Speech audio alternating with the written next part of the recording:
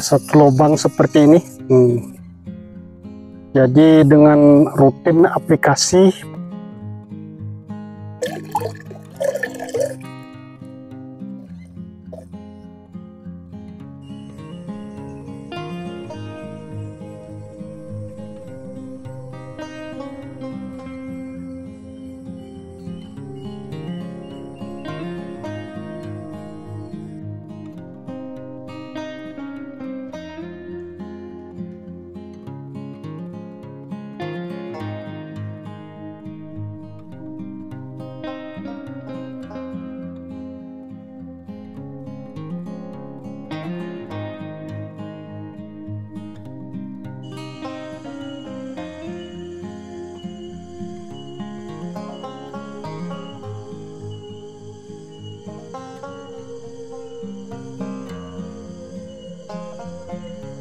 Halo kawan-kawan, kembali lagi dengan Ardana PT.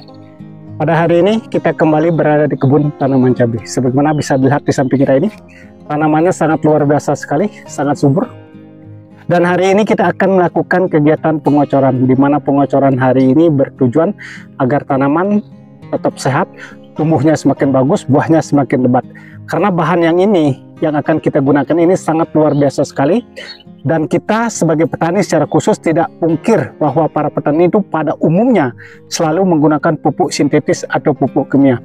Nah, kalau kita sering menggunakan pupuk sintetis atau pupuk kimia ini tentu akan berpengaruh buruk terhadap kondisi kesuburan tanah. Nah, untuk mengembalikan kesuburan tanah inilah kita perlu melakukan pengocoran dengan bahan tersebut. Jadi paling tidaknya interval 15 hari atau 20 hari sekali. Jadi dengan demikian, kalau tanahnya sehat, tanahnya subur, secara otomatis tanaman itu pun akan tumbuh sehat dan subur. Jadi tidak mudah diserang oleh penyakit seperti layu, busuk daun, ataupun di saat tanaman cabai sudah berbuah seperti ini, biasanya cenderung itu diserang namanya patek atau antraknosa. Jadi kalau sudah itu menyerang, secara otomatis akan mengalami kegagalan. Nah, tentu kita sebagai petani tidak menginginkan hal itu. Oleh karena itu kawan-kawan, ikuti terus videonya, simak sampai selesai agar tidak gagal paham. Nah, sebelum kita melakukan pengocoran, hari ini kita lihat dulu kondisi tanamannya kawan-kawan. Nah, seperti ini kondisi tanaman cabai yang kita tanam. Ini merupakan tanaman cabai rawit varietas kaliber. Jadi buahnya sangat luar biasa seperti ini, bergerombol, buahnya cukup besar-besar. Kalau tipe buahnya itu tipe ori, tetapi untuk cabai rawit kaliber itu buahnya lebih besar daripada ori. Dan ini tanaman cabai rawit kaliber ini ditanam di lahan bekas, dulunya bekas tanaman cabai merah besar atau cabai hijau. Tetapi walaupun lahan bekas, kondisi tanamannya sangat luar biasa seperti ini, buahnya sangat lebat seperti ini. Ini populasinya tidak terlalu banyak kawan-kawan, kurang lebih hanya 1000 pohon, dan sudah dilakukan pemetikan kurang lebih 13 kali. Jadi 13 kali petik, buahnya masih lumayan lebat seperti ini, masih gembel buahnya. Nah, kita lihat dulu ke sana kawan-kawan.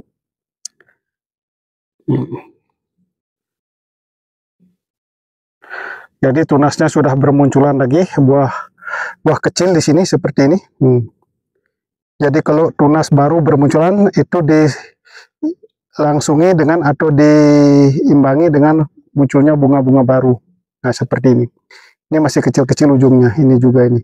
Jadi kalau ini terus muncul atau tunas baru terus keluar, tanaman akan terus berbuah tanpa henti dia.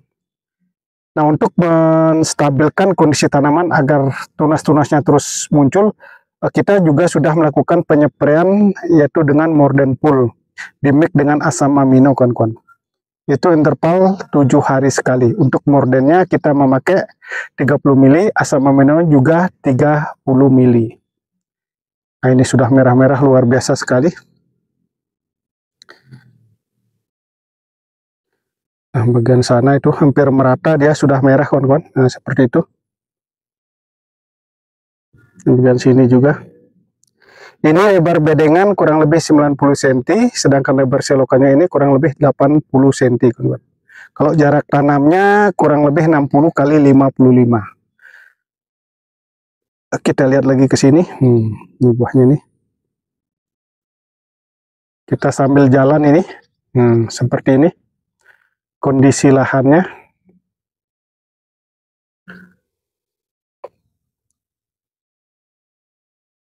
Jadi teknik perawatan yang kita lakukan selama ini, khususnya di saat tanaman cabai sudah berbuah seperti ini, kita rutin juga melakukan penyepraian dengan kalinet, yaitu yang mengandung unsur kalium, fosfat, dan boron. Dan rutin juga melakukan pengocoran dengan kalsium interval 7 hari sekali. Jadi spray kalinetnya atau penyemprotan kalinetnya itu 7 hari sekali. Pengocoran kalsiumnya juga 7 hari sekali. Jadi dengan demikian maka kondisi tanaman boleh dikatakan aman dari serangan jamur atau busuk buah, kawan-kawan, atau lebih dikenal dengan patek atau antraknosa. Seperti ini. Jadi masih luar biasa sekali buahnya. Sampai ke ujung-ujungnya ini.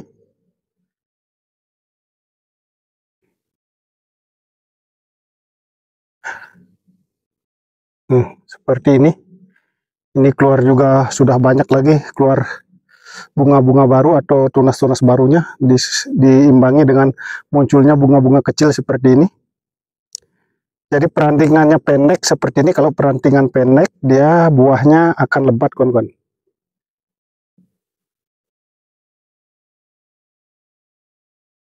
Sedangkan untuk mengatasi masalah keriting daun yang disebabkan oleh tungau ataupun trip ataupun hapit, itu kita juga melakukan penyepraian insektisida dengan cara sistem rolling. Yaitu interval 5-7 hari sekali kita memakai Apidor, di rolling dengan Pegasus. Nah, itu yang kita lakukan. Nah, untuk inseknya kita juga mencampur dengan fungisida. Karena di tempat kita ini luar biasa masih curah hujannya cukup tinggi, kawan-kawan.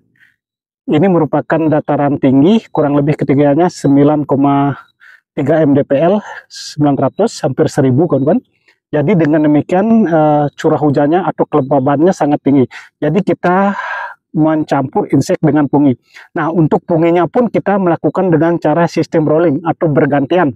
Itu interval 5-7 hari sekali kita menggunakan bahan aktif metolaksil seperti merek dagangnya itu Bisromil, itu kita pakai 2 sendok makan. Kalau inseknya, kalau Apidor kita juga memakai 2 sendok makan.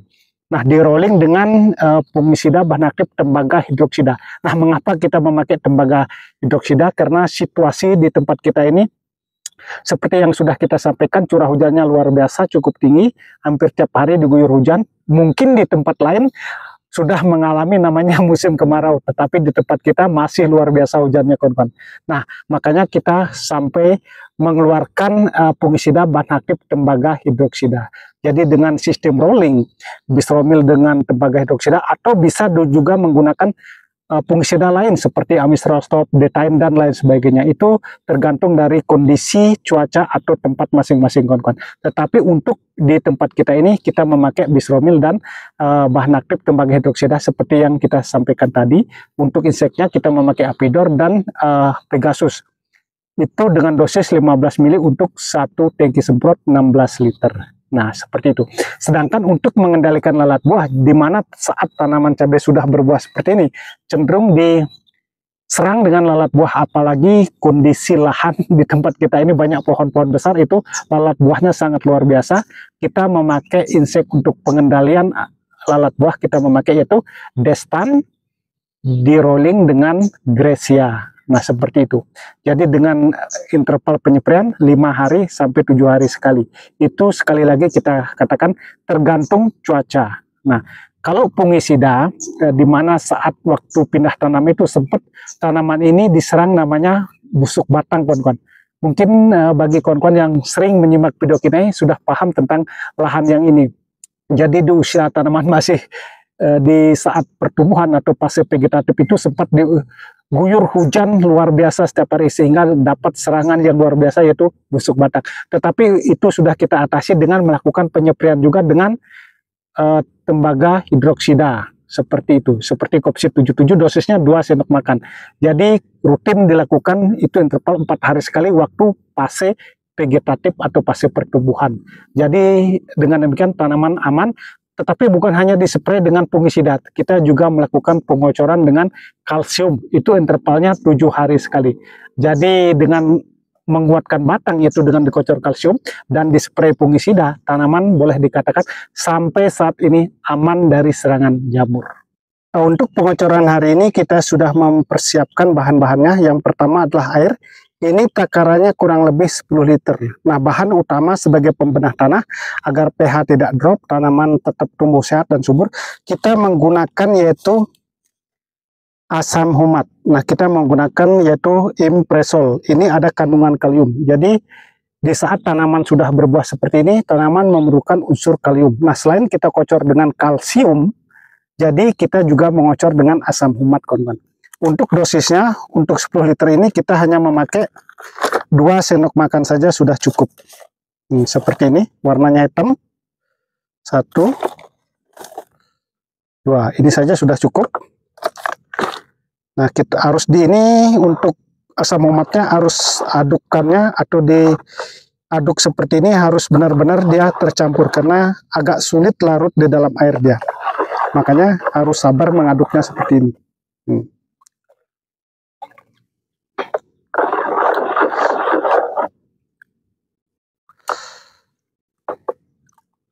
Nah, ini sudah mulai larut ya ini.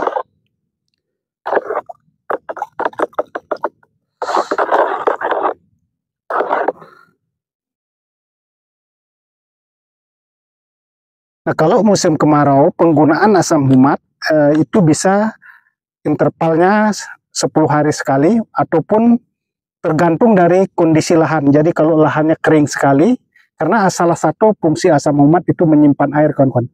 Jadi dengan dicampur dengan air, jadi kita tidak sering melakukan penyiraman. Alat kocornya sangat sederhana seperti ini. Ini takarannya kurang lebih 100 ml.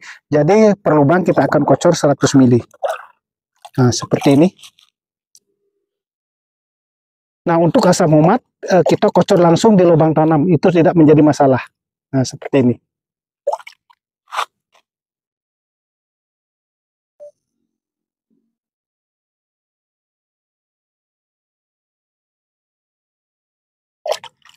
Jadi dengan rutin kita mengocor asam humat, maka tanaman tetap tumbuh sehat, tetap subur dan berbuah lebat.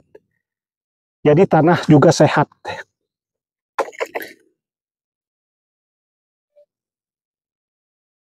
Nah, satu lubang seperti ini. Jadi dengan rutin aplikasi pengocoran asam humat, walaupun sering kita menggunakan pupuk sintetis atau pupuk kimia, tanah akan tetap sehat, kawan-kawan. Nah, seperti ini.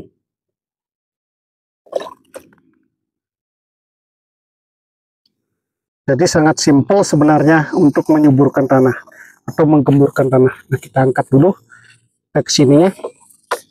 Nah, bisa menggunakan alat kocor seperti jerigen itu, kawan-kawan, tempat alat kocor.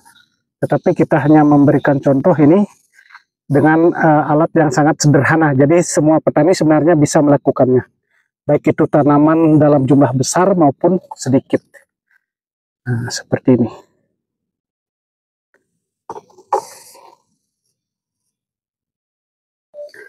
Kegiatan kita hari ini melakukan pengocoran asam humat yaitu impresol agar tanah tetap sehat, tetap subur. Sudah selesai kita lakukan.